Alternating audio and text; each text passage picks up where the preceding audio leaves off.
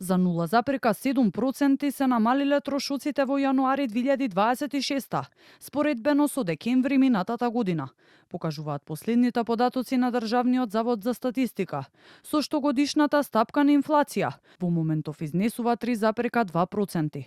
Пониски цени се регистрирани во транспортот, како и кај трошоците за рекреација, спорт, култура, облека, обувки и лична нега. Во јануари поскапеле покупнината, домувањето, водата, електричната енергија и горивата. Според познавачите, пониската инфлација и слабењето на базните ценовни притисоци се сигнал дека економијата влегува во фаза на постепено стабилизирање.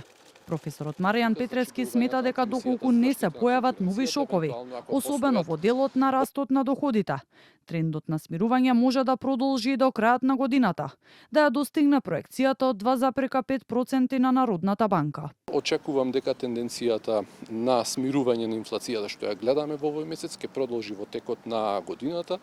Верувам дека до крајот на годината е остварлив таргетот кој што го има Централната банка од 2,5%.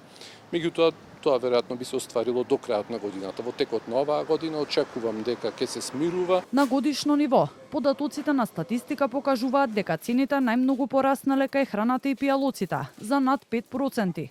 Но ако се спореди декември со јануари, тие останале непроменети. Според Петрески за оваа слика да се промени, во моментов не се потребни мерки со замрзнување на маржи и цени, туку следење на антиконкурентската политика. Мерките даваат ефект додека се во сила, кога престанува важноста на мерката, веднаш имаме скок на цените. Да се следи делувањата во делот на антиконкурентската политика, значи делувањата на Комисијата за заштита на конкуренцијата, евентуално ако постојат одредени однесувања од одредени сегменти во синџирот на снабдување, како што тоа беше случај минатата година. Месечен пат на инфлацијата, кој до крајот на годината ќе ја спушти стапката под 3%. Вчера изјави дека очекува и премиерот Христијан Мицкоски.